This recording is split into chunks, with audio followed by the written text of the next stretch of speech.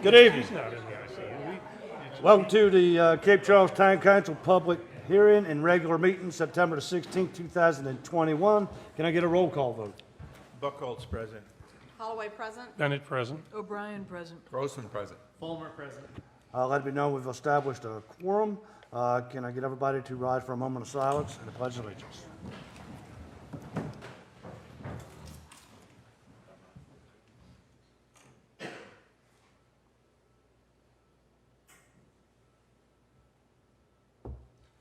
I pledge allegiance to the flag of the United States of America and to the republic for which it stands, one nation, under God, indivisible, with liberty and justice for all.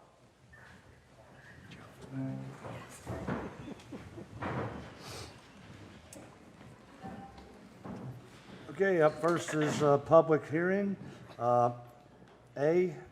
Zoning ordinance text amendment, section 3.14, general business and light industrial H1. We have anybody signed up to speak?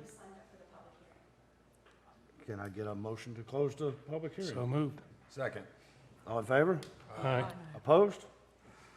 We don't have any visitors this evening, so we'll move on to public comments.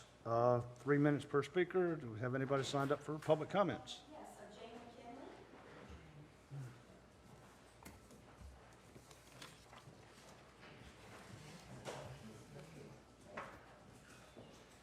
3 minutes, right? Yeah, I'll let you know. Good evening, Ms. McKinley.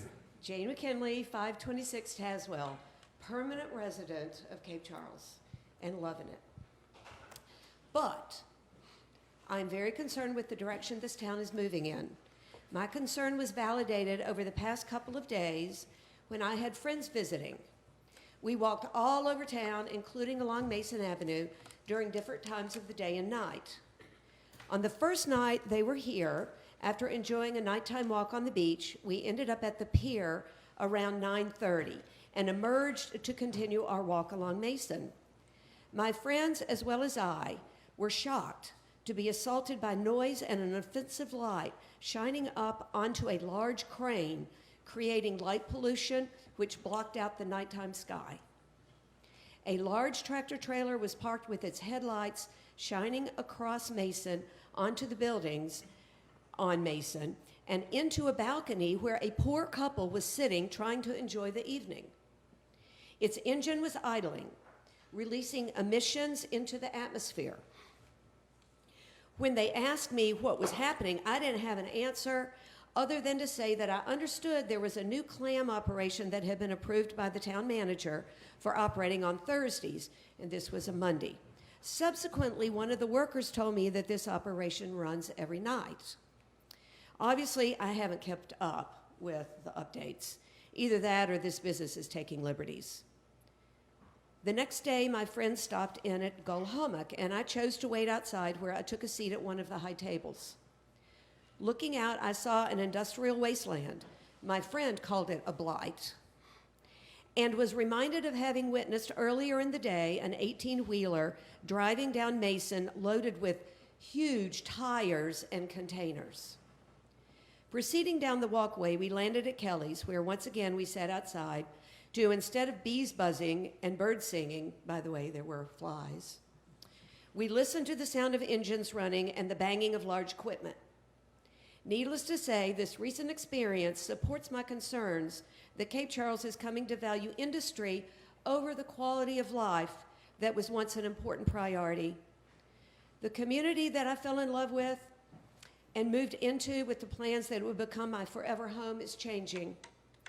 In spite of being a proud owner of a beautiful historic home, all of the wonderful friends that I've made, the beauty of the beach and park, and the fun shopping experiences, I must say that I'm facing a personal quandary in regard to what is happening to this town. Unfortunately, if it continues to move in the direction it appears to be going, it may not be my forever home forever. I implore you to take this seriously and make decisions in support of the town's residents, including yourselves, and their quality of life. Thank you, Ms. McKinley. No one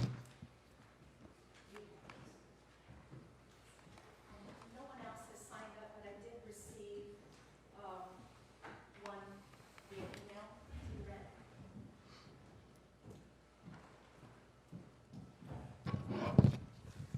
This is from Bill Ballard. It says, Dear Mayor Dies, council members, and Mr. Hosey, the vote has been taken in the rezoning of parcel 98-1A1 and the redefinition of section 3.14 of the zoning ordinance covering GBI H1 have both been passed. I disagree with the decision, but accept it as a product of the way the town council form of government works. Despite accepting the outcome, I find myself pondering the actions. My thoughts repeatedly return to the question of why this action happened without Cape Charles benefiting from it. The facts do not add up to me, and I am compelled to ask you for answers. Regardless of the merits or demerits of the rezoning or the redefinition of the ordinance, there are certain facts the town had before it prior to the application for either action. 1, Cape Charles faces a difficult financial situation.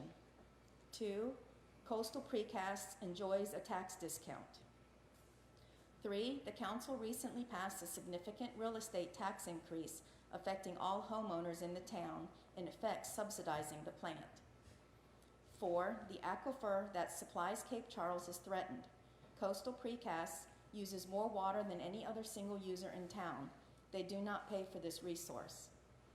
5, Coastal Precast has removed hundreds of trees, none of which can be replaced, perhaps in violation of the tree ordinance that regulates the rest of the town. 6, Coastal Precast wanted the land to be able to bid on multi-million-dollar projects. 7, the land is valueless to them without rezoning and redefining the ordinance. With these facts as background, why, for heaven's sake, did the town not negotiate some proffers from Coastal Precast as conditions for the rezoning changes? Mr. Hosey and Mr. Bennett met multiple times with the seller. Why didn't they address the tax discount and other issues in those meetings? Why is Coastal Precast allowed to continue to drain the aquifer that is the most limiting factor in the growth of Cape Charles? What proposals regarding water did they ask from Coastal Precast as conditions of the rezoning? Why did these men not demand an end to the removal of trees, or at least some mitigation or replanting as a condition of the rezoning? Despite now requiring permits for removal, more trees have disappeared on the already owned site adjacent to their plant, and nothing has been done to mitigate the removal of trees adjacent to the natural area preserve. There are many other issues that could have been addressed, but there seems to have been no interest. It appears the only goal was to rush this through. Why? What was the urgency?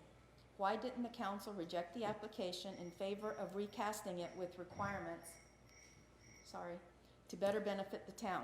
Why couldn't this sale be delayed until after completion of the comprehensive plan? Thank you, Ms. Libby.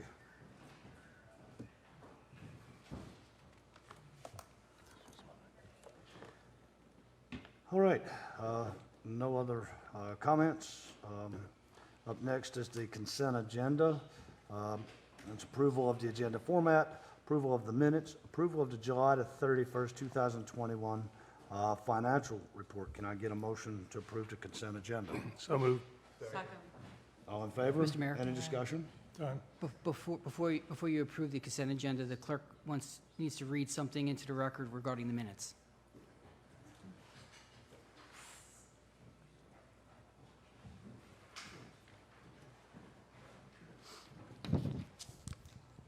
This is the letter that we received from Coastal Precast Systems a few days after the August meeting. It says, Town of Cape Charles, clarification on CPS comments during Town Council meeting on August 19. Dear Mr. Hosey, on August 19th at the regular Town Council meeting, CPS representatives made an erroneous statement regarding receipt of approval to remove some trees and brush to make room for additional required storage on its M2 zoned heavy industrial property. Mr. Paul Orgachuk stated Jeb Brady, code official for the Town of Cape Charles, gave us verbal permission to remove some trees. This statement was based on incorrect information from internal meetings and documentation received from the previous owner. At no time did Mr. Brady provide CPS authorization to cut trees. We wish to petition the council to strike our statement from the official minutes or amend to state as such. We did seek Mr. Brady's help early on for guidance on the permitting process for the new tunnel lining manufacturing building. During this time period, COVID guidelines made it challenging to seek information regarding requirements for development of the property. We faced hurdles reaching out to other officials for this purpose. However, Mr. Brady was very helpful during this difficult time. We appreciate all the support from the town people and its staff. We are doing the best we can to be a good neighbor and look forward to all our future endeavors with the town. If you have further questions or concerns, please contact me at any time. Sincerely, Coastal Precast Systems, Gary Shreves.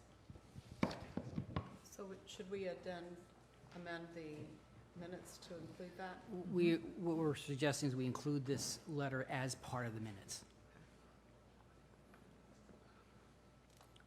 So, somebody want to make a motion to include that as part of the minutes? Second. All right, all in favor? Aye. Opposed? We got a motion, we got a second. Any more discussion on the consent agenda? All in favor? Aye. Opposed? Thank you. Unfinished business? None? New business? Zoning ordinance text amendment, section 3.14, general business, light industrial, H1. Mr. Mayor, this is a continuation of the discussion we had. This is a continuation of the discussion that we had back on the August 19th meeting when you approved a number of zoning changes south of the harbor. As a result of that process, you extended the process and took additional public comment. Some of those public comments were incorporated into additional text amendments that addressed some of the concerns.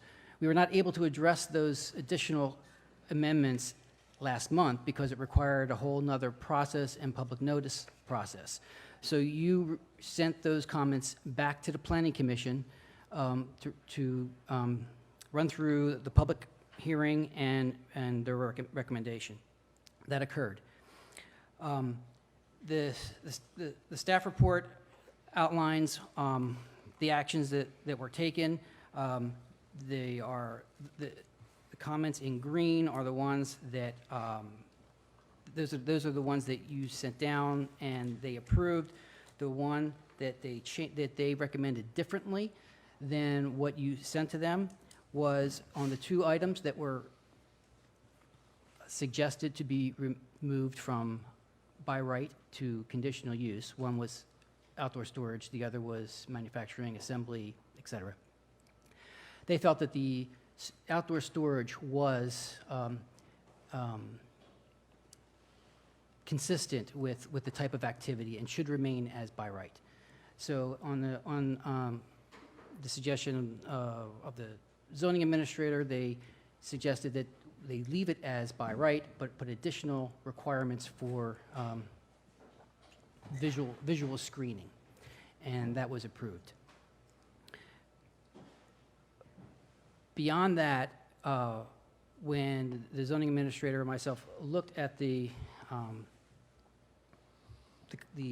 amendments going forward, we had a couple of additional thoughts and suggestions for you. And those are highlighted in purple in the statement. Part of the main issue was that because we moved part of the use from by right to conditional, we had put the word storage in there last month. That made sense when it was a by right use. But now that we're considering moving it to conditional, but leaving storage as by right, now it's conflicting. And so what we're suggesting is that if you agree with the Planning Commission in the distribution of those uses, we need to remove that word storage now from that item that is in conditional use.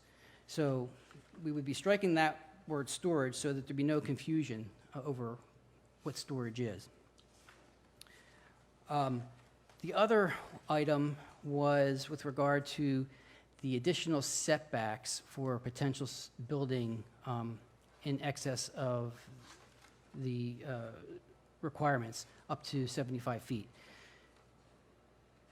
The suggestion that you sent to the planning commission and the one that the planning commission approved was that the additional setback, which previously only applied to residential boundaries, would apply to all boundaries. And looking at that, it was the opinion of the zoning administrator and myself that that was excessive, and that it shouldn't apply to like zoning. So in our recommendations, beyond what the planning commission offered, is that we say that that additional setback is required for all property boundaries except boundaries that are of heavy or light industrial zoning. So what that would mean in this particular case for that larger property, that larger parcel, is that it would apply to the southern boundary because that's residential. It would apply to the northern boundary because the adjacent one across the street is harbor. It would not apply to the east and west boundaries because both of those are industrial. So it's kind of a compromise position. But it accomplishes the goal of extra buffer and screening for residential and for the public right-of-way. So where it was adjacent on the east and west to likely uses, it wouldn't be necessary. The last was a very minor change. In the section paragraph F, where it talked about the ability for the zoning administrator to grant exceptions, there's a one-word change. When this was discussed internally, the wording was that the zoning administrator may consider exceptions, and to make it clear, we would like to change the word consider to grant. So it would say the zoning administrator may grant exceptions, just to make it clear. The ordinance that has been presented presumes all the planning commission recommendations and staff recommendations. So staff is recommending that you approve the ordinance as presented, both green and purple recommendations. All right, we got a recommendation. Can I get a motion to adopt ordinance 2021-0916? So moved. Second.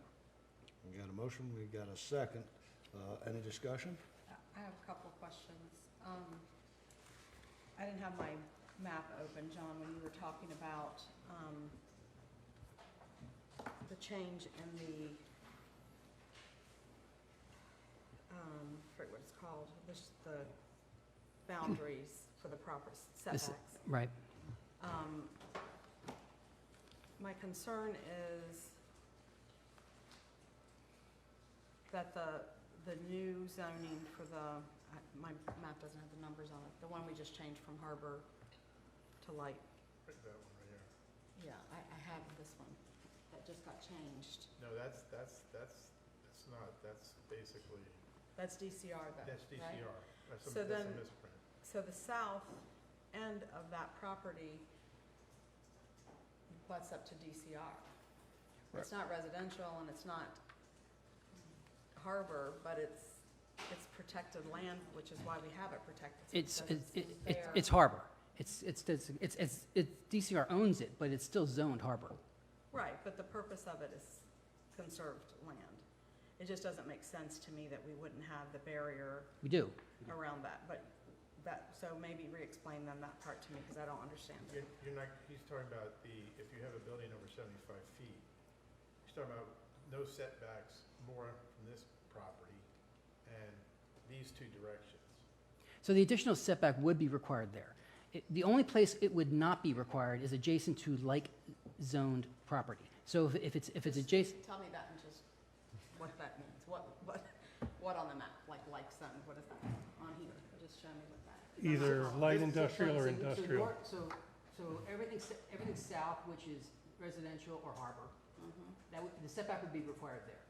North, where it's harbor, the setback would be required there. But east and west, where it's industrial, it would not be required. But doesn't my concern is the west, wait, is the one because that's up against the road that's currently there? The majority of the west, not this part here. Right there, it's a budding harbor, so setback would be required there, but not here, because that's industrial. But you can't build a 75-foot building on that property anyway. No, I know that, but with the 75-foot building in the section we're talking about, will they have to have the screening there? No, is what you're saying? Not between the two industrial zones, no, but between the harbor and industrial, yes. Because that's where they're gonna put the road. That's why we're saying they don't have to have it. Is that, let's just Well, what they showed us potentially, I mean, we don't know because they haven't, it was just a what if. The road was going up here, on this, up in the high side, but that's then, they, depending upon what they get for a contract, they're gonna have to present it to us, what they're doing. For any of that massive building. If they go for that, it's a conditional use, and they're gonna have to spell it all out.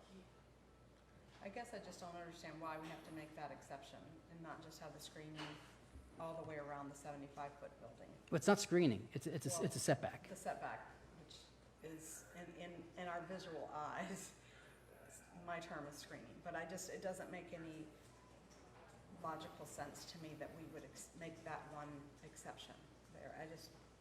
Why, if we're doing it and we've approved the 70-foot, we're going for conditional use with 75 feet, why don't we just have that setback around that property? I don't understand what the concern is with that DCR property, because there's no trails back there, it's a wooded Now, area. but we don't know that. They're not putting any trails back there. DCR is not gonna develop the land to put trails back there. All right, but you will have a setback on the harbor side But not where the, DCR, but not the upper part of it. not the upper part is correct, where the road is, Yeah. you would not. Which isn't DCR. No, Which is it's not, another right. industrial lot across it. Right. Right, which is wetlands. Yeah, but that, I don't agree with that. I don't think that's a necessary change that we need to make. That's just my opinion. You have anything else, Councilman Holloway? Oh, sorry, sorry. Is there a reason that you wanted to make the change? I thought it was a good change because I had the same comment before I continued reading down. Makes no sense to require that setback from another industrial zoned piece of property, Right. to me. That was my immediate thought when I was reading it before I read down is, why would we need the setback for industrial water? Oh, sorry.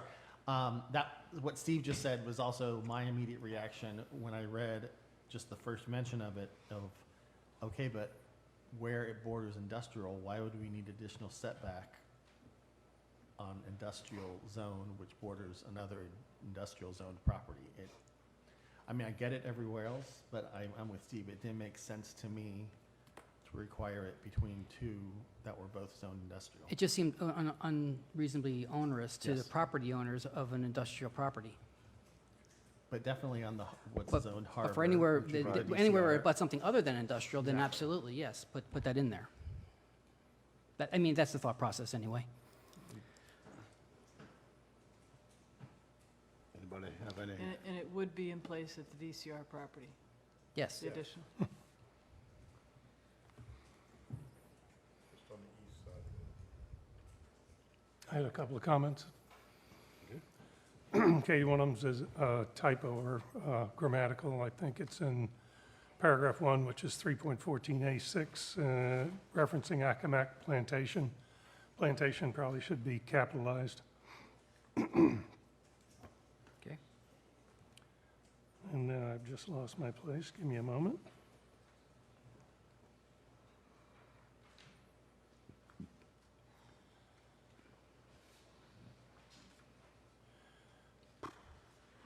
And the number 5, section 3.14F11, which limits deliveries, changes the hours, but it also strikes by truck or rail. So to me, that means that would limit delivery by water as well. And I don't know, we heard that not all water deliveries can be controlled to work hours or specific hours because of tugboat scheduling and things like that. So I just want some clarification. Does that include delivery by water not being allowed outside of those hours? Well, Where is it again, Steve? Number 5, paragraph 5. This is specific to light industrial, and light industrial doesn't have water.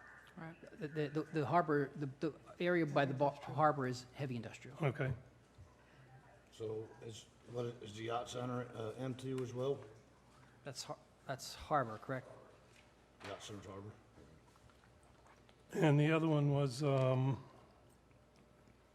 in the following items recommended with proposed changes, retain the following uses of outdoor storage, permitted uses, blah, blah, blah, on 3.14C. And it adds that you need to have a visual screening device or wall at least 7 feet high, and material stored can't be stacked no higher than 1 foot below the top of the fence, which to me, and I don't know whether the applicant has any opinion on this, but typically these cylinder piles that they're making are probably ranging in diameter from 48 to 72 inches, which would mean you could only stack them one high. And precast bridge components probably don't have a 6-foot dimension in any direction. They're all bigger than 6 feet in every direction, so you couldn't store them at all. So that just seems overly restrictive to me. That's a minimum, not a maximum. Yeah, at least 7. So it can be higher than 7. Right. 7's the minimum. So you're going to have them build a 30-foot tall wall around the place? Is that what that means? So that you can't see the product, but you can see a 30-foot tall wall? That doesn't make any sense either. It's as visually displeasing as stored product to me, to have a huge wall around it, look like a prison. I don't know what the applicant thinks of that, but I don't agree with that. And we've been looking at those large components. And we've been looking at those large components for as long as I've been here. 40 years, 50 years, Well, I've only 60 been here years? 20. But they have extended that wall that we're looking at now across the harbor. No, they just turned it around. It's always been there. It's just they just put the blocks from the back into the front of it. Okay, It's so always been now there. we can see it as opposed to what we were Well, looking at before. yeah, you seen a wall versus seeing the aggregate in the sand. Right, They just switched the end of it. but if it was they painted feed- blue, it might be more pleasing for the eye too. Well, you don't see as many vehicles now. Right. Vehicles are on the other side, which damper the noise and everything else. That's why they did that.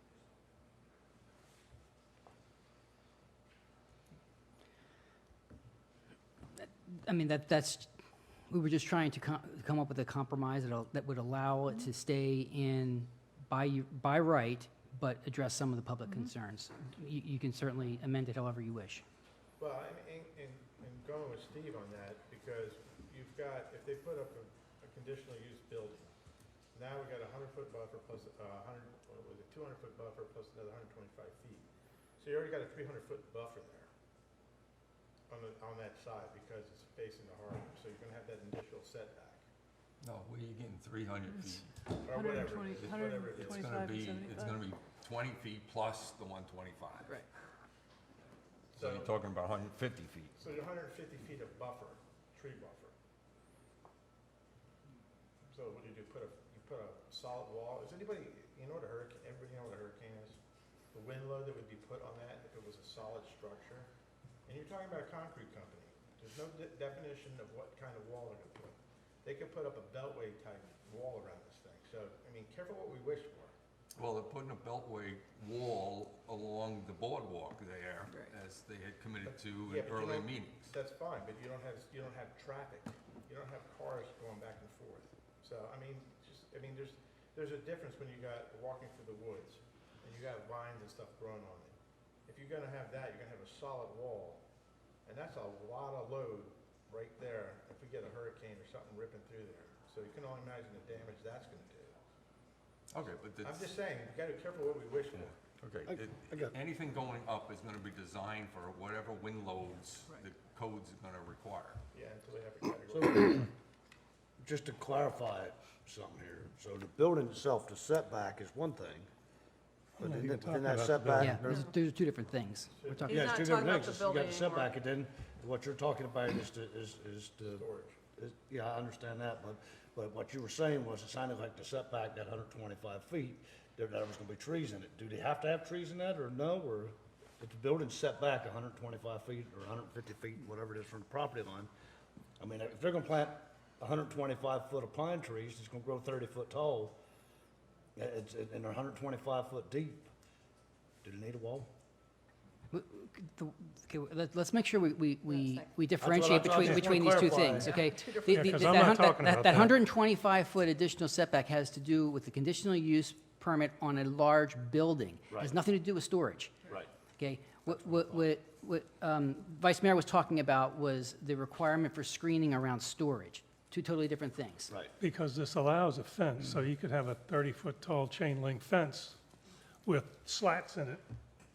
Correct. It's a Doesn't allow visual screening device is screening. all it says, so it leaves Or a some. wall. You could certainly just change it to additional, landscaping or whatever it is you would like to see. I think you cover that with visual screening. Yeah, but the word, then strike the word fence. No, Well, I think the problem then, if you're just worried about that, is that the height requirement. If yeah, the- if the I think height- what should be stricken You can't- is, you can't use- provided that the material stored should be stacked no higher than 1 foot below the top of the fence.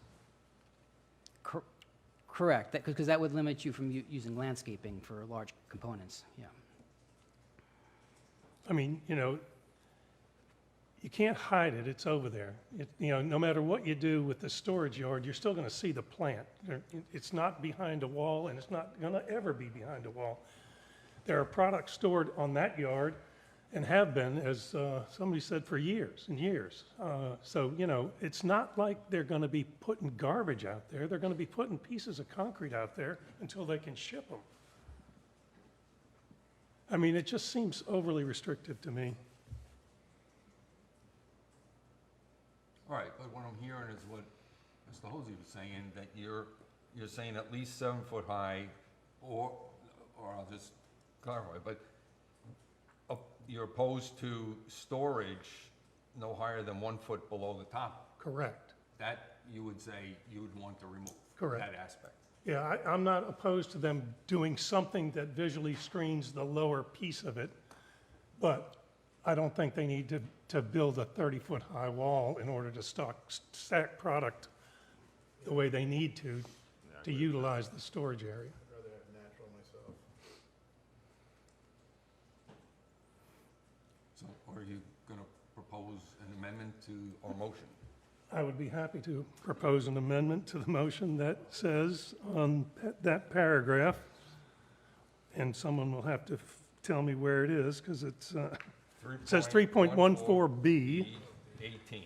18, that we strike the words, "and provided that material stored shall be stacked no higher than 1 foot below the top of the fence or wall." Is that a motion? That, I just made that as a motion, yes. Okay. I get a second for that? Second. Any more discussion on the amendment? Nope. Do I need a roll call? I need a roll call vote for this too, Libby, where it's within an ordinance. Roll call on the amended portion. Just Steve's part. Just the amendment. Buckles, yes. Just what he, What he yes. said. Holloway, yes. Bennett, yes. O'Brien, no. Grossman, yes. Palmer, yes. Let it be known that the amendment passed 5-1. Any more discussion on the original motion? Mr. Fulmer? I just had a question, so on number 5, what Steve had alluded to where we struck the by trucker rail, On not the necessarily, section F? Section. Is that yes, what you're not proposing? necessarily opposed, just wondering why the restriction on Sunday. Again, we were trying to make this consistent with what's in the heavy industrial zone, Okay. and the restrictions on Sunday there as well. Okay. That's fine. Any more discussion? Oh, Okay, just actually, sorry, one quick, it's more of a comment. Just in looking at this with these restrictions before 8 and then after 9, as we move forward with the exercise. As we move forward with the exercise and looking at all of the zoning, hopefully we'll catch that as an inconsistency, because again, going to the less industrial zoned property on Mason where the clamming operation is. Correct. It doesn't make sense that in this industrial zone, that would be limited to 9, where currently that is allowed to go well past that. So Correct. these are all things that I hope will be caught Right. in the larger review of zoning. Yeah, if approved, this would align 2 of the zones to the same time. And just as, if I can, a quick response on Ms. McKinley, correct me if I'm wrong, but the town manager has not approved that operation. That's a by right. Due to how, sorry, that's by how that, where the clamming operation is, by how that's zoned, that is a by right operation, so it's not been approved by the town manager as was suggested.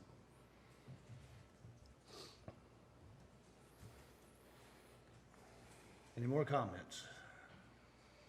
I move for adoption of ordinance 2021-0916, adopted text amendments to the Cape Charles zoning ordinance, section 3.14, general business, light industrial H1, as noticed, and forego the reading of the ordinance. Roll call vote. Buckholz, yes. Holloway, no. Bennett, yes. O'Brien, no. Grossman, yes. Fulmer, yes. Maybe no, we passed 4-2. Up next, Harbor Capital Plan Evaluation.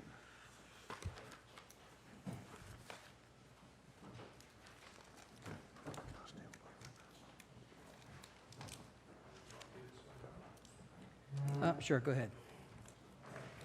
I'll let Bob Pennick speak to this.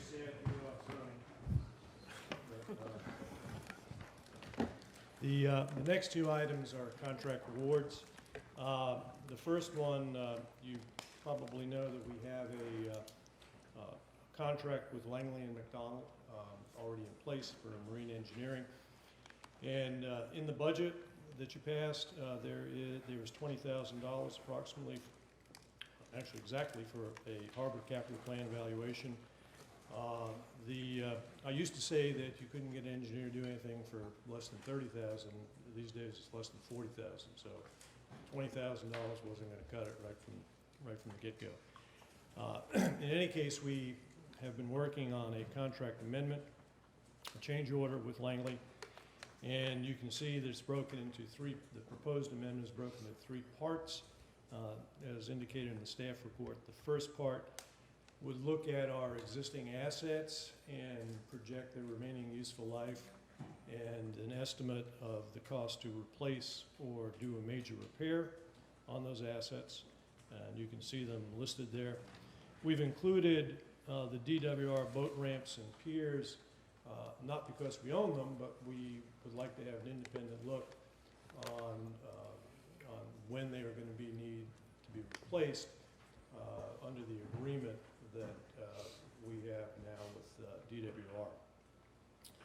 And the fee for that part 1, looking at the initial assets, which currently have a book value of over $5 million depreciated, is just over $40,000. Part 2 would be to take a look at ideas for additional improvements in the harbor, such things as boat lift docks and some additional floating docks, and anything else that we might get a suggestion on from our contract operator. And the proposed fee for part 2 is $13,000. That is not budgeted this year. Only the part 1 is budgeted this year. And then finally, part 3 would be to update the master plan, the harbor master plan, in a much more comprehensive way than our current master plan is. And that is, the proposed fee for that is $8,000. Again, that's not budgeted this year. We do have in the harbor budget $36,000 budgeted to install additional steel pilings in the interior of C&D dock.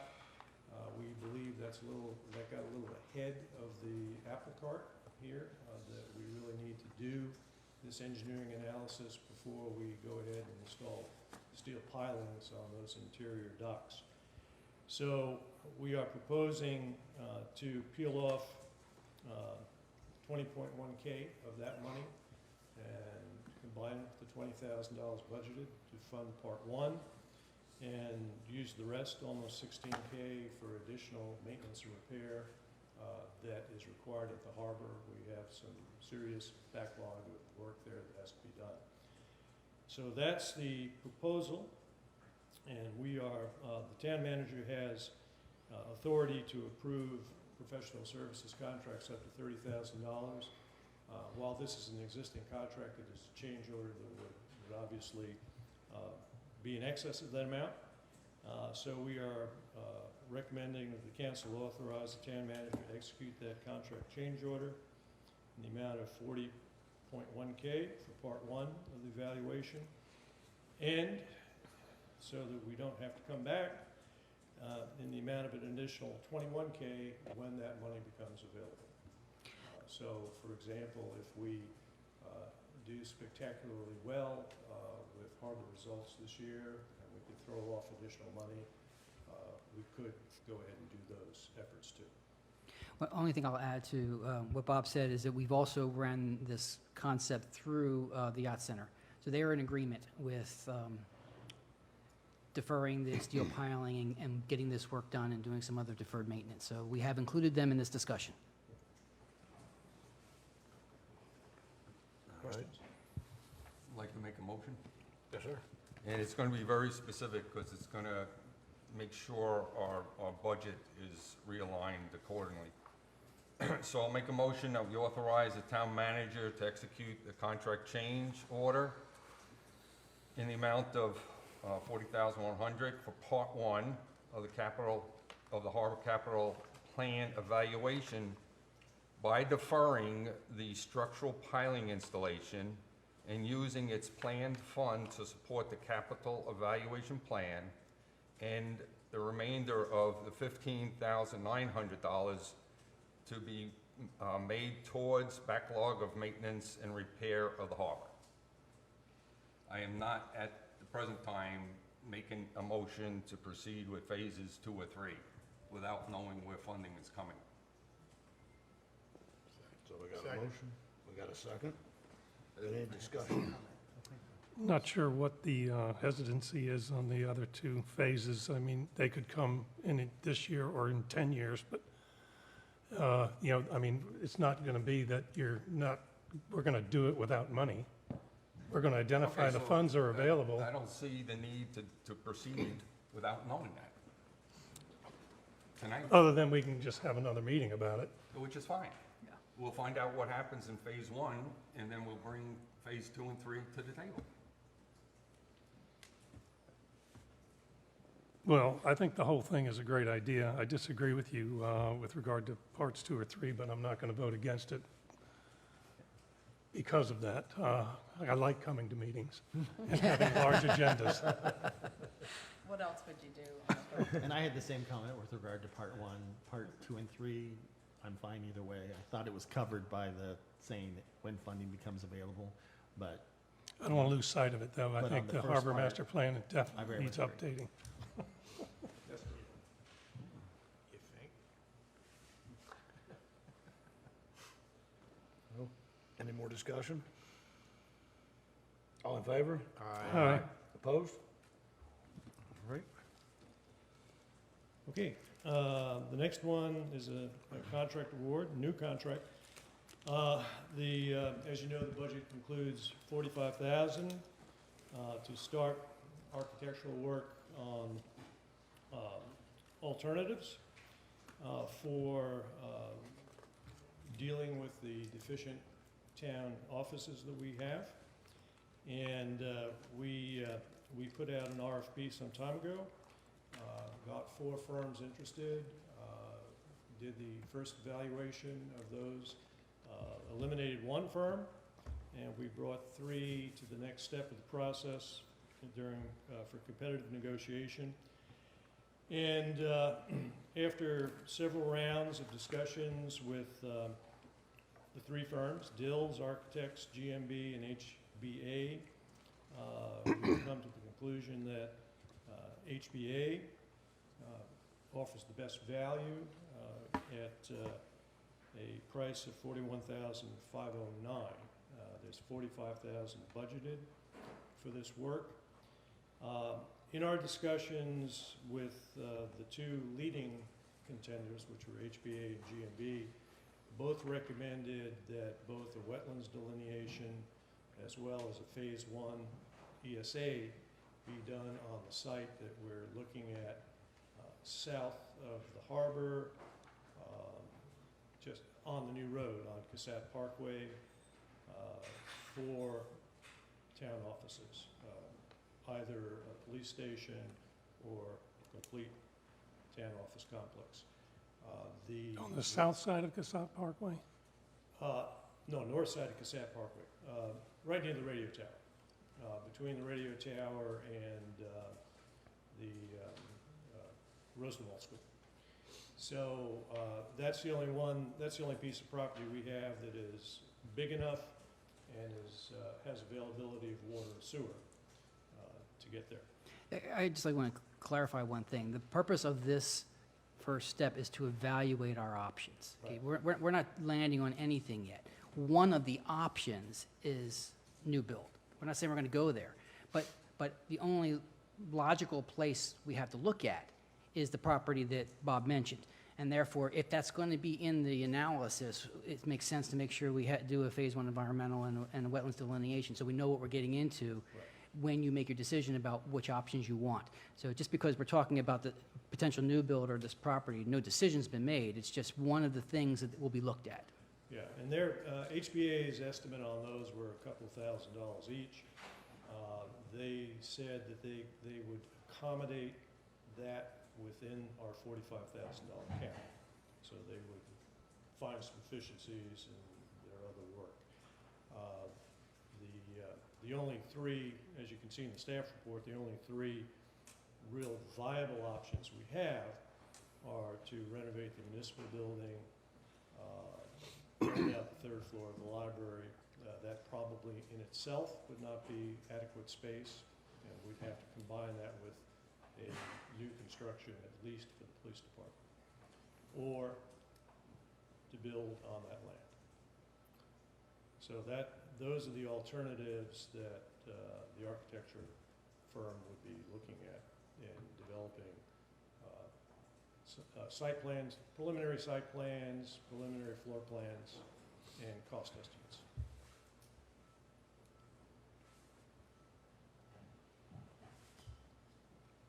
Questions? Yeah, item number 12 on your list, the potential to dispose of other real property.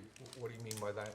Well, for example, if it made sense to, just what if it made sense to build out the third floor of the library and build a police station on Casat Parkway, we would have no use for the municipal building. So we could sell the Gotcha. municipal Okay, building and okay. generate revenue. Where you're sitting today could be disposed of. If we built a municipal complex on the on Casat Parkway, we could include council chambers there. So we don't know, but for example, if the municipal building was the selected alternative, we still have the third floor of the library to deal with, and it might be an economical thing for a developer to purchase that if we condoize the building and develop that. So we don't know. To purchase the library building. No, just the third floor. But one of the options would be to sell that whole building and incorporate library and new construction. If we're looking at all the No, we're options. not. No, we're not looking at, we had to limit the scope somewhere, so we're not looking at trying to relocate the library. Just the functions that are currently in town hall at the moment, and just looking at the spaces that are available. As Bob said, the third floor of the library, we have to do something with it. If we don't utilize it for this, we need to do something else with it. And so this evaluation will help determine what we would do with that space. Because that would be the most valuable property I think we own. I think looking at selling that was not far outside the scope. I definitely think that should be included. And don't we own the lot behind the library? Yes. Both. Mm-hmm. That's why it says potential. Yeah. I mean, in all the options, I don't think that's one that should be ignored. selling a lot behind the lot? No, The including, library and including the the lot behind library and the relocation. Yeah. I just didn't think there was appetite to move the library. I just didn't.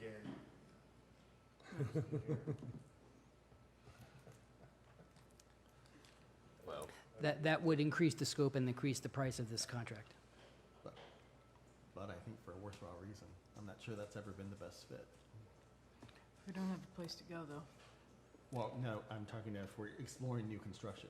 I'm not talking about getting rid of the library.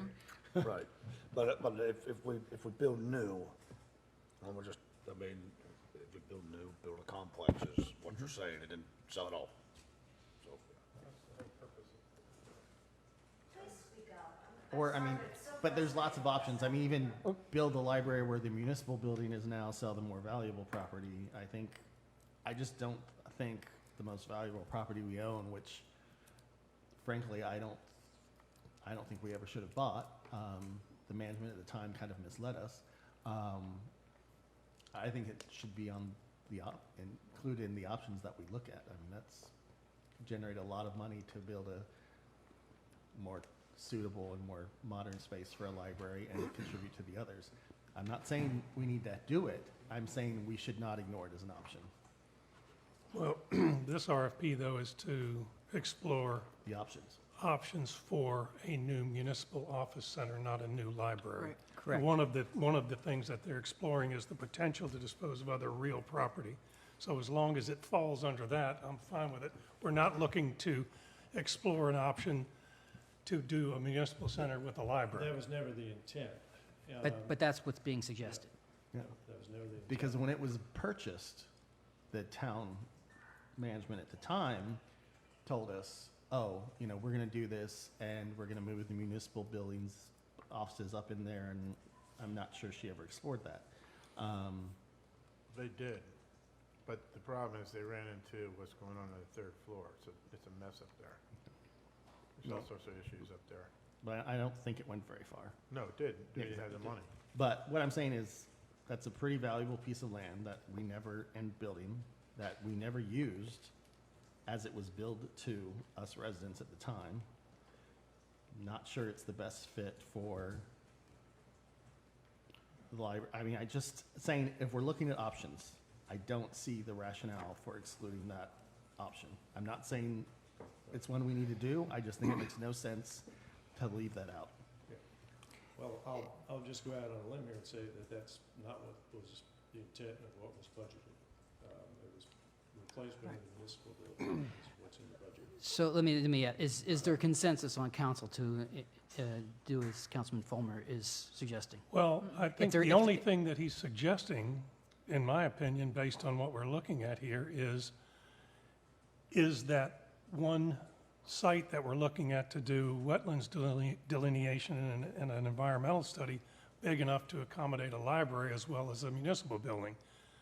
But doing the program and the preliminary design on that's going to be more than what this contract allows. Well, we're not doing any preliminary design on anything. Yes, are we? no, we're doing preliminary design on everything.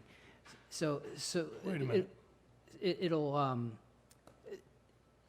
There'll be conceptual layouts and conceptual floor plans and a basic program for how functions will happen.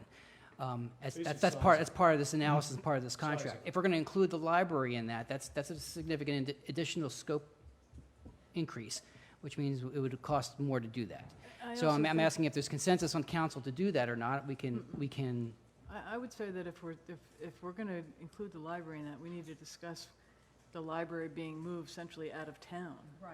Where now it's a walking destination for families and children and whatnot, and I think that's a huge change. Well, not And it's- necessarily, because like, for example, if we're looking at all the options, the municipal building is currently on less valuable property. Which really doesn't set itself up for a library. New construction on that site might. But technically, it's. I don't not know gonna- what option, I mean, the thing is, I'm just saying, if we're looking at our options, we should be looking at all of them. I'm not advocating for any course of action. I just think it's not terribly responsible to ignore the greatest asset when we're looking at a package of solutions. But So That's just let my me, opinion. can I throw something? It would, council contemplate maybe possibly doing a change order Yes. once we get to that point, then do a change order to move forward, say, okay, we've got this information, let's do a change order and let's find out more. Well, I'd offer clarification there. I think in order to address his additional option there, a change order could perhaps, we can move ahead with this and ask that an additional change order for another option come to our next meeting and decide budget-wise, what do we do with The it? next meeting is, that's way too soon. Go ahead. I mean, we gotta get a contract in place. What I would suggest, if we can move forward, I mean, estimating revenue from disposing of that building and property behind it is a pretty simple, it's a pretty simple thing to do. What, the tough thing is, as John said, is that site big enough to accommodate the extra space required for the library?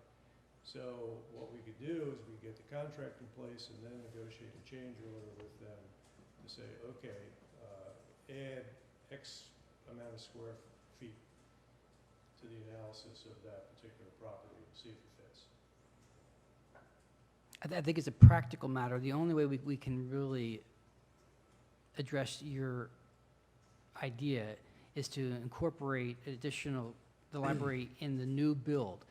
I don't see how it could be financially feasible to renovate, to renovate Town Hall for a library and do a new build. That would be prohibitively expensive, I would have to think. So if we're going to do this, the only, I think, practical way would be to try to increase the footprint big enough for a library at a new build site if we were building new. That I think we could accommodate fairly. Again, I'm not proposing any particular course of action. I'm But- just saying if we're going to look at options, let's look at all the reasonable options. Is our only new build location the one we're talking about? We got the Keck property. But there's no, yeah, Yeah, but that's further out. and there's no water and sewer there either. And you've got the 7 properties sitting right next to the golf court place on That's right. Randolph. Right, okay. I just want, that's the only one we've mentioned. I just wanted to make sure, when we're talking about new build, there are other, It's the only Land it's the only practical one. I mean, it'll cost $500,000 to run the force main out to the Keck property. oh, I wouldn't. Or, but how about the ones? The 7 lots Seven over here lots. is not Seven big lots. enough, is it? Which one? The 7 lots by the golf carts is not big enough. Right. No. Not at all. Well, logically, quite honestly, that property's smack in the middle of town, really. It is. No place to Right. park, even if you could get a building on the site. It's not- No place to park. Yeah. When you account for parking, that space would become pretty constrained. Right. Yeah, that's gonna be the big problem right there. But actually, I thought Councilman Buckles was indicating that the site on Cassat Parkway It's right smack in was the in the middle middle of of town, and it actually is in the middle of town. Right in the middle of When you town. Think of The whole town. full town, not the whole town. Right. It's right smack in the middle. It is right smack in the middle. Okay, so what kind of language do we need to add to this motion to make a motion? Maybe you want to make it. Well, so are we talking about changing this motion, or are we talking about? We doing a don't change have a order? motion yet. No, I think, but, I think we're just gonna go with the staff recommendation on this one. but was that to put it off to a change order, or, I mean, No, we'd have to add that. Just direct staff to Yeah. develop a change order. Right. I would request that you approve this contract as is, and then direct me to request a change order for the additional work, and then I'll bring that change order back to you. I'm fine with that. Okay, so I make a motion that we authorize the town manager to execute a contract with HBA in the amount of $41,509 for architectural services for future office spaces, and up to $45,000 to accommodate the addition of wetlands delineation in Phase 1 environmental site assessment, with the intent that the town manager will bring forward a recommendation for amending this contract at a later date To address the library. to address the library. Correct. Got a motion, got a second, any more discussion? All in favor? Aye. Opposed? Mr. Hosey, you can bring us a change order at some point in time with where the money's coming from would be important too. That's always the hard, that's always the hard part. Thank you, Bob. Gonna manage that one. All right. Up next, Board of Zoning Appeals member reappointments. Pretty straightforward, Mr. Mayor. Our two members are up for reappointment, and staff recommends that they be reappointed and forwarded to the court for confirmation. Make a motion, we reappoint Pete Bauman and Dolores Blackburn to the Board of Zoning Appeals for another 5-year term. Second. Got a motion, got a second, any discussion? All in favor? Aye. Opposed? Item E, Planning Commissioner reappointment. Similar, Mr. Mayor, Mr. Buda is up for reappointment. He's expressed interest in doing so. He's been a very strong commissioner, and staff recommends approval or appointment. I move that staff recommends council reappoint Kenneth Buda to the Planning Commission for another 4-year term. Second. Got a motion, got a second, any discussion? All in favor? Aye. Opposed? Thank our planning commissioners and Board of Zoning Appeals members for stepping up and wanting to continue on, so thank you all very much. Up next, time manager comments. Thank you, Mr. Mayor. I do have a number of items I would like to touch on tonight. First, with regard to Central Park, as you know, Citizens for Central Park have done a great job being stewards of that facility and recommending ongoing upgrades. They currently have requested an upgrade to install an adult games area in the southeast corner of the park. They've structured it in such a way that they are going to cover a significant part of the cost, and they asked the town to pick up a portion of it. But they understand that we're not going to make a decision on our capital budget till the spring or early summer. But they would like to move forward with their portion of it this fall. Their portion, even if you were to say no to the town's portion, their portion would still be a good improvement for the area.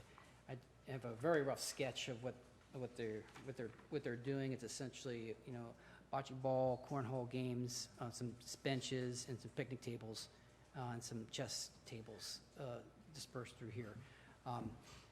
Planting is obviously better done in the fall, that sort of a thing. I don't have a problem with them moving forward with their portion of it. And as I said, if you were to choose to turn this down later, it would still look better than it does now. It would still be an improvement. So unless, This section that's by the bathroom? yes, That's kind of marked out now? yes, that's that southeast corner. So unless you have an objection, I was going to allow CCP to move forward with their portion of the project. So what I would like to suggest, and this come up a couple years ago, when we first got on council, and council then said, any changes to town property has to come forward to council for a motion to be approved. So put that in an agenda item for next month, and so we can approve what that looks like on the paper. Okay. Yeah, I agree, because I know there's also been recent calls, and I've seen Ms. Davis is here, about finding use in the park for older kids. Basketball court.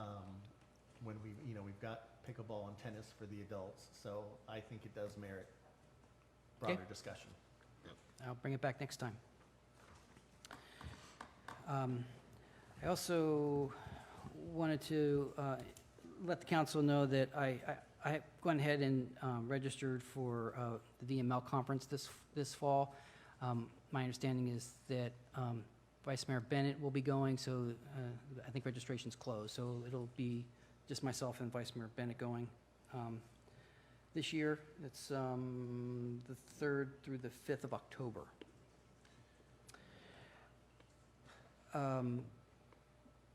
Also, work is progressing on with our consultant on the PPEA proposals for our utility, potential utility acquisition. They're getting some good work done, and we're ready to bring information to you. And I would like to schedule an executive session at the next regular meeting in October on the 21st for them to give a presentation to you on what after finding out and comparing and contrasting the proposals. So I'll be expecting an executive session at the October 21st meeting regarding that topic.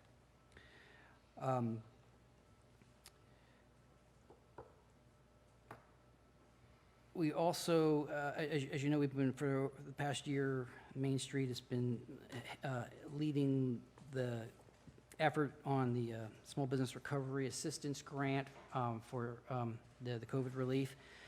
That program is rapidly coming to a close here in a couple of weeks.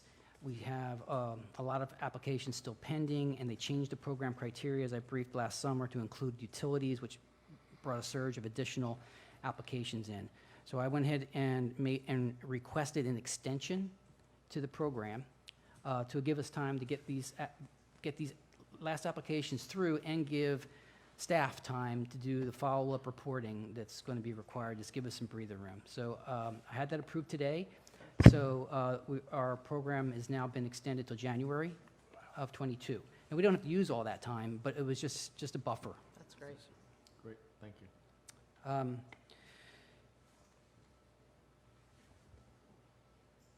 Also, just of note, I mentioned before that I've reached out to the county to engage them in discussions regarding potential more equitable distribution of sales tax revenue and potential joint legislative priorities for the state.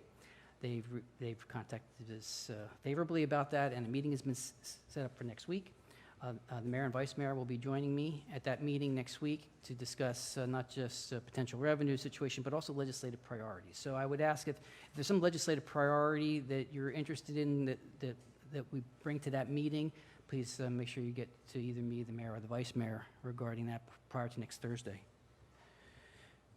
And a couple of scheduling suggestions here.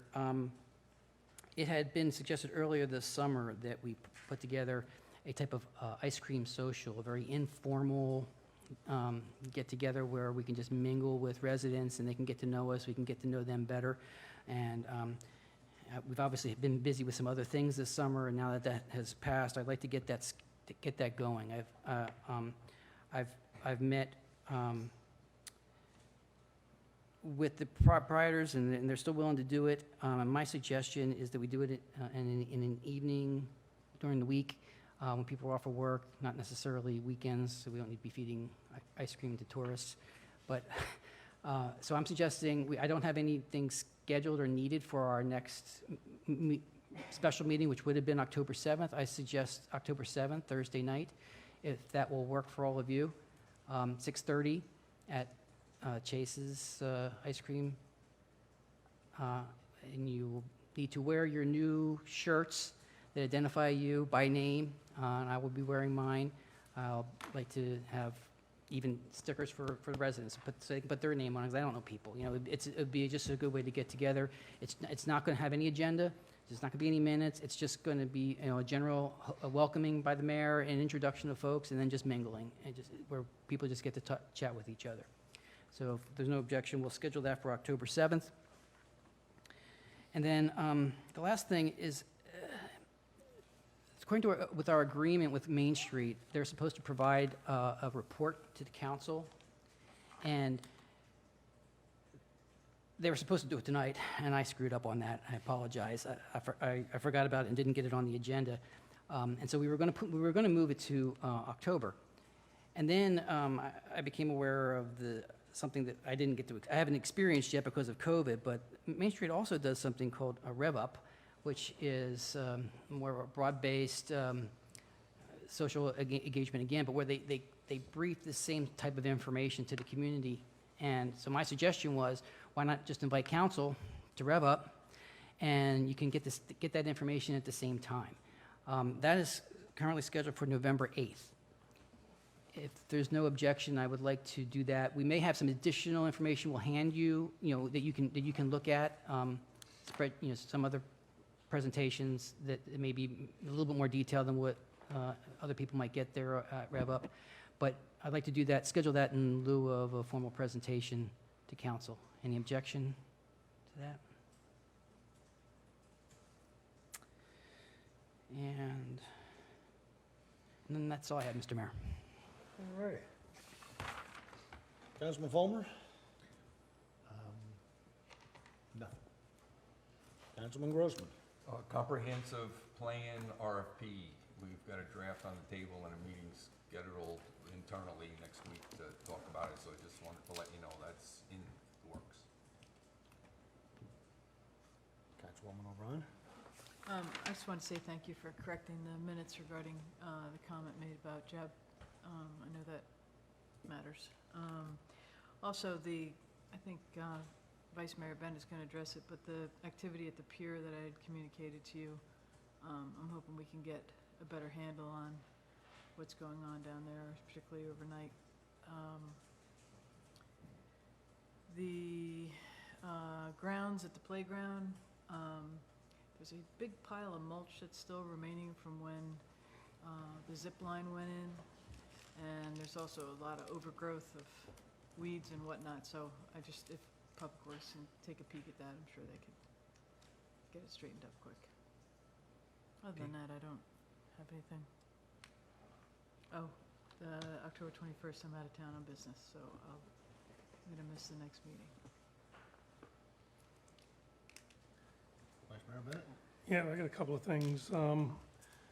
One that I brought up a long time ago, it was overcome by COVID because we couldn't do that type of thing at the meetings. But I want to change the golf cart regulations so that seat belts are not required for licensing.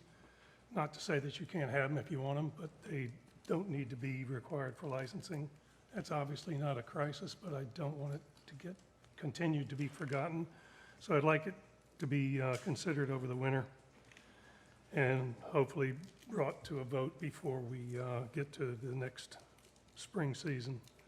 I'd also like to start the process to lower the speed limit on the section of road between Cassup Parkway and the Hump to 25 miles an hour. I'd also like to see it lowered from that intersection of that street in Cassup Parkway to the main entrance of Bay Creek. But I'm told that VDOT's not in favor of this because of the use of the road, which I have trouble seeing the difference between that road and 184, but nevertheless, they did agree to allow us to cross the street if, and I think they did agree to lower the speed limit on that section of road that I mentioned. I wasn't going to address the people camping on the pier and sleeping in their cars. I think Jim Pruitt probably has a pretty good handle on that. But I do think that the pier is in relatively poor condition, and there are dangerous sections of it that really need to be looked at closely. I mean, to the point that we may want to think about closing it for a bit till we get it cleaned up. I thought they were repairing it. There was a lot of wood, but there are still quite a bit of dangerous conditions on the pier. And then the final thing I wanted to bring up, there was an innocuous comment in the town manager report last week, one line in the 8 or 9 pages that said, on the Public Works report said, remove plaque at the library to another location. Doesn't mean anything on the surface, but this is in fact the memorial plaque to the Cape Charles soldiers that were killed during World War I, which used to hang in this building and was moved to the library when the library moved there. We had some discussion on that some time ago, and I was pretty vocal about it, and I'm not going to get vocal tonight. I just think it's a shame that this plaque, the other location it was moved was the vault, and I suppose now it also has a shroud over it, and the only way you can see it is if you ask to see it. So you can hide history, you can ignore it, but you certainly can't change it. I think it's a shame that was done. Just for the record, that was nothing that the administration did. That was a vote by the library board. Right, but we went through this. We did go Yeah. through We went through this and we Supposed to said go no. through- Yeah, we already told them no, and We it's supposed to went go, through this it's and we supposed to said come no. to us. We already went through this. We were told no. So, Sorry. as the mayor, I'm some of sorry. these council members might not have been here, but I can tell you 1, 2, 3, 4 of them were here. And they said no, Well, not to move it. I apologize. It's time property. That was before my time as well. If I was aware of that, I would not have allowed To it. the point that I think the library board was trying to threaten to sue us. They were. Yep. So put it back. Public Well, Works. It's not been moved, and the reason that they've requested and the library board voted on it was because it was a specific plaque that referred to colored soldiers. Right, and we had Not that the discussion. plaque. We had that That discussion was- here, Right. and the town council said no. And are we going to take the sign on the road in front of the colored school down as well, because it says colored people? Well, I think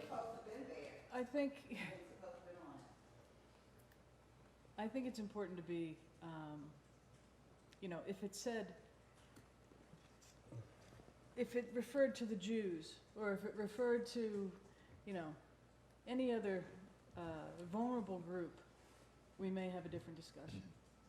And I just think it's important it's not being moved from the building, it's being put in a history room, not in a vault and locked away, with lots of other remnants from the library that are in there. So, I can appreciate where you're coming from, but I think it's, Well, you don't appreciate it because you weren't here for the previous discussion, but well, no, and hopefully But people have I evolved. I get that, but it's kind of like this council saying something, and another board going out doing just the opposite of what this council specifically said no. And so when council makes a decision on their property, it's council's property. So, It's not the library so board's. when the library did that, they should have brought it to the council. They should But have then brought that's it back up to this council, and the vote might have been different, but it's, at the time, Right. it was no. Matter of fact, we said if they've only brought it back up, they still need to get council approval. So, Okay. I want it back. Until this council says no, put it back. But it's not been moved, Oh, I thought it Nothing's said it's been it's, moved. the report said it had been moved. Yeah, well, not that I'm aware of. I'm not going to check myself, but that's what was reported to me, so that's why what I reported to you. I'll go check. I didn't see that. I'm finished. You sure? I have a few things tonight.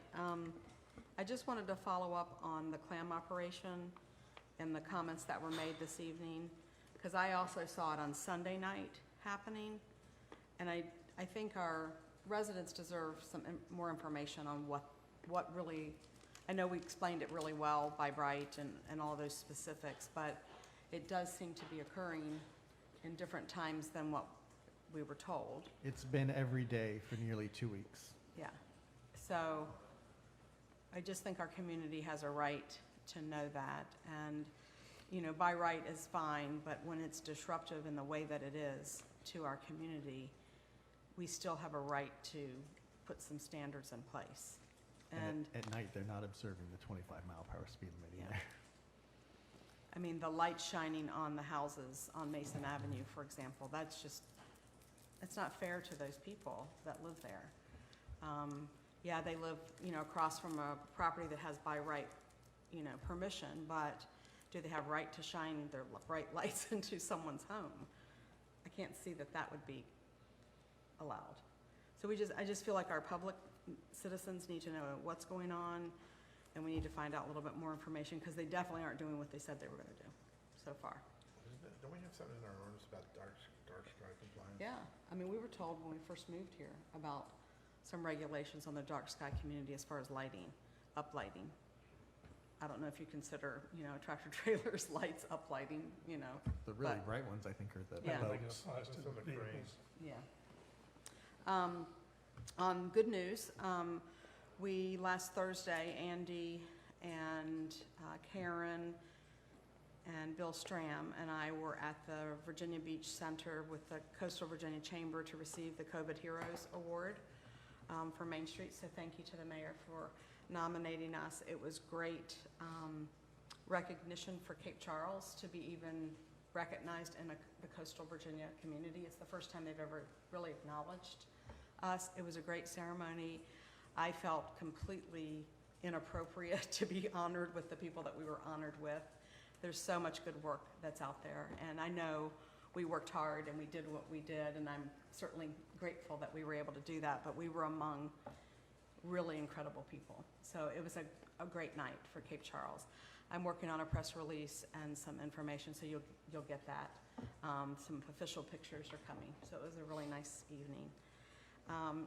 Hopefully you have your calendars and your DVR marked for tomorrow night. Virginia Found, it's a new show on PBS, and you may remember, Mr. Mayor, it's been so long now, I kind of forgot about it. too. Lordy, it was June of 19, which feels like eons ago, that we took Dave Parker, the host of the show, who had pitched this to, at that time, it was just a possibility of a show on PBS. And it has gotten picked up, and Cape Charles feature is tomorrow night at 8:30. And it's going to actually, it also got picked up in DC on the PBS channel there. I don't know that date. That's pretty incredible. The other pieces of the shore are like the 24th and the 30th, so Chincoteague and some Tangier and Onancock. Is that the one where they were eating clams at the Shanty? You were with them? That's a different one. Okay. Yeah, that one came out, was filmed Yeah. later and came out faster. But that one? That's the one, yeah, Dave Parker.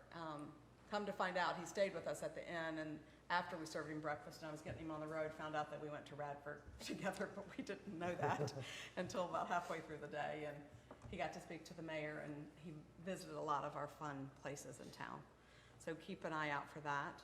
I'm getting quite a few questions, probably because of my lodging affiliation, about the tot change in January and people wanting some guidance on how they can manage that.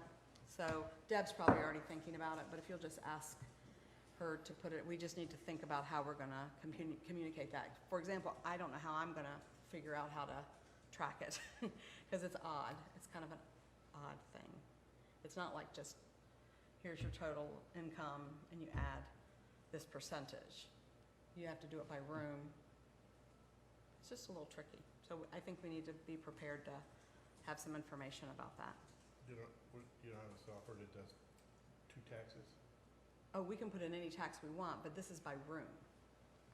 It's not by, it's not by a total amount. So right now I can do Virginia, I can do local, I can do all those things, but there's not something that says, okay, how many rooms did you, we can sort that, but there's gonna be some people who will need some guidance. Gotcha. It's not as innate as Well, I meals tax going up by I half think, a percent. I think the vacation rentals have it easy because it's not per room. Yours is per room, theirs Yeah, is per but they're hour. struggling too, just to where it fits into their platforms. I just think we need to be cognizant of, it's something that people are gonna have some questions on. We're early enough now before it changes, let's just help. You know? I wanna just thank CCP for an incredible summer. I know they're tired. What an effort. I mean, the crowds were incredible all summer long, and it was just so exciting to see our community enjoy that space as usual, and enjoy Jonah Rita's, of course, as they went. If you didn't get out to Love Fest, it was probably one of the largest events that the park has ever seen. Main Street was able to co-host that with CCP again this year. And we have some great pictures we're going to share with you guys. We got some drone pictures of the event. So just congratulations. Great, great work. It was a wonderful end to the season with the Air Force Band on September 11th last week. So hopefully everybody got to enjoy that. Mr. Wilcox left before I could kind of thank him. He was here. Main Street is working with, so Ken Buda is on our board and Patsy Harris. And we've charged them with working on workforce.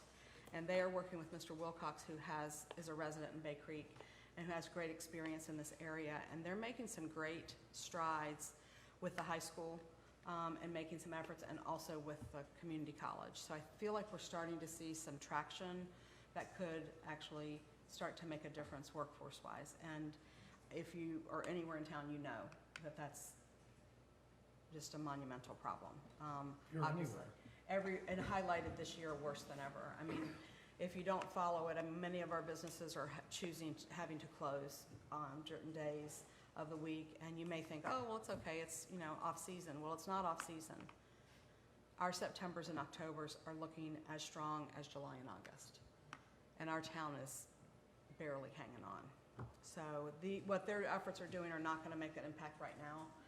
But I feel as a council, we have some responsibility to kind of get behind and support whatever efforts are out there. So I'll keep you updated. I know Paul's been working with workforce issues and housing forever, so they do go hand in hand. But we've got some tough jobs, I think, over the winter to really think through that. And then the last is an update on the golf cart path. We still, we got the grant from the county. We still are putting that in, going to put that in. John is making some strides on getting some information and permissions. We have the money. People are still using the back cart path, which is what we want to encourage, and that's why this path will still be put in there to get them off of that road, because it's still not the safest area. So, that's it. Sorry, a lot. Thanks, Tammy. I meant to bring up the same points you did on the clamming operation, so thank you for catching what I dropped, because I have been getting a lot Yes. of angry input, and it's just generating a lot of Yeah. ill will towards the owner, and Right. again, what we told people isn't what's happening, so thank you. You're welcome. I think you all covered it. I'm good. You good? Yeah, I'm good. Well, I would like to actually say, reiterate, even though I cannot attend either one of them, and I probably, if I keep the same job, I probably won't be able to attend any next year either, so, but I've heard that all the bands was wonderful, and I've seen pictures and stuff of the park, and it's nice to see the park like that, and so hats off to CCP, and Main Street, for Love Fest and also. Other than that, I don't have really anything. I was on vacation, so I took a break. You deserve it. Announcements, October the 11th, can't see with me. October the 11th, town offices closed in observance of Columbus Day, and Yorktown Victory Day. October the 21st, is the town council regular meeting. Can I get a motion to adjourn? So moved. Second. All in favor? Aye. Opposed? Thank you all very much.